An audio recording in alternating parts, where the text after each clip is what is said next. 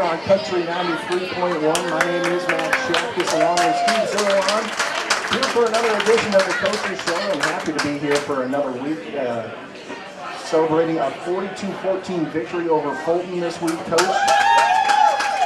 And that moves us to a district championship game coming up Friday night as well. But let's talk first about the victory at Fulton. I guess, what were your initial impressions of the game from a coach's perspective? Well, like you said, I'm glad we're here another week, and you know, that means we got another victory. So that's the important thing right now this time of year. You know, I think just initially looking at the game, we did a couple of things that I think are extremely important this time of year. We played very good defense, and we didn't have any turnovers. And I think those are the two things that you really need to do if you're going to be successful in the playoffs. You know, make sure you stop your opponent, and then at the same time, you know, limit your mistakes on offense. Look, your team started off with another good first quarter. I guess let's just go drive by drive through it. The first score of the game, Nick Holt finished it off with a 14-yard touchdown run, and Griffin Seymour kicked the extra point to make it 7-0. Yeah, we actually, that was a, again, it was just, you know, I noted before that, you know, this is the 8th game out of 10 that we've scored a touchdown in the first drive.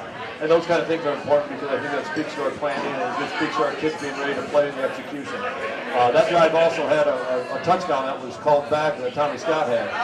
That, you know, when you go back and watch the film, I think it was a very questionable holding call that was on the far side away from our bench, and Tommy made a heck of a run to get in the end zone, but they brought that one back.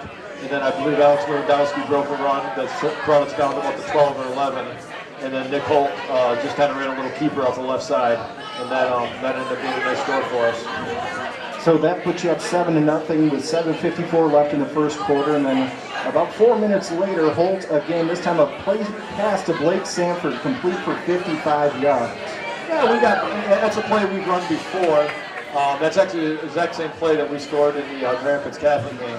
We just kind of got, I guess the amount of passes we throw was time to cycle that one back around that, you know, we thought the team did see. But again, I just think it goes, you know, it's just our jet read package that we run out of shotgun we have some success with, and we start to see that team start to bring their safeties down and do some, you know, some things to try to stop that, which they should do.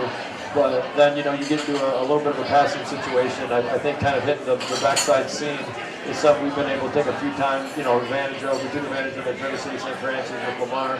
We took advantage of it with Blake in this game. And you know, Nick made a heck of a throw. I didn't think he was going to get it by the safety. He was able to get it by the safety. Blake went up and caught it. And then I think he ran the remaining 20 yards for the touchdown. Absolutely.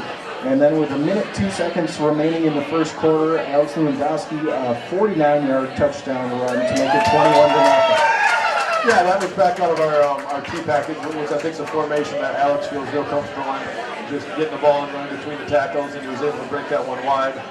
Jaden McPherson was actually very few times do we pull tackles, but Jaden McPherson is our left tackle. He pulled out to the right, and I think he had a real nice block there. We got a nice seal on the inside from Jacob Holt and Michael Coy. And Blake Sanford also was the fullback on that play. He did a good job kicking out there, left defensive end, and then Alex did the rest of it and got the end zone for us. So that made it 21-0 after the end of the first quarter. And then the next score that you guys had was just 1 minute 2 seconds into the second quarter. But it's got to be right up there with one of the individual plays of the year. Blake Sanford, a 61-yard touchdown reception from Nick Holt. It's just one of the, yeah, definitely one of the more tremendous plays you're going to see on a football field, high school football.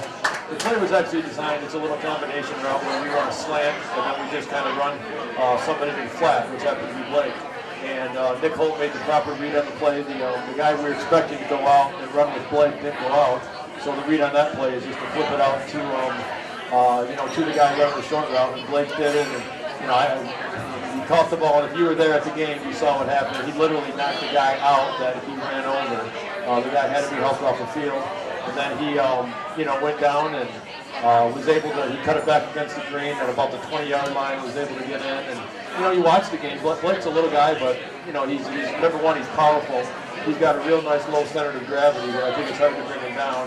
And then he's got nice strides. When he got out and ran, I watched the replay of the game, and I think your partner, Pat White, made the comment that he ran track. And I think you can kind of see some benefits of running track on that play.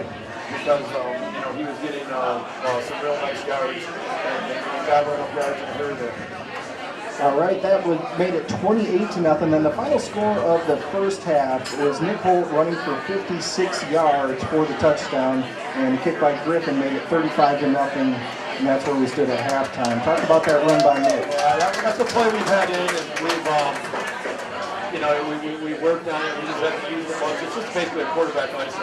I think when we start spreading teams out and we're throwing and we run our jet read out so much, you know, they're not expecting Nick to go, you know. But actually what happens on that play is we block the trap up front, and then Ellis goes down and shows pass for a second, and then goes to get the linebacker. And I'll tell you what, you go back and watch the replay of that. Nick's brother, Jake Holt, who is the right guard, just absolutely comes down on the defensive end for Holt and lays one of their better block you'll ever see. I mean, just flat out put it on his back and then Nick ducked it up. And, you know, it seems like we talk about every week on the show, just a tremendous amount of speed Nick has in the open field, how deceptive he can be at that. So 35-0 at halftime. To start the third quarter, you guys received the ball.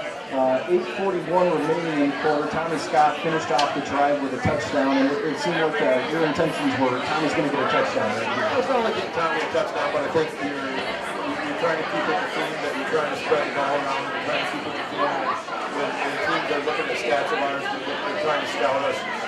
We've only one person to do it. And it's just, you know, I guess it was a conscious effort to get Tommy the ball, but again, that's always by design that, you know, we want to spread the ball around to as many people that can do the clear as we can, because we really feel we have, you know, 3 and 4 capable backs that can carry the ball. So Tommy, it kind of was a series that Tommy got the ball, and it was really disappointing, and was able to put one in, but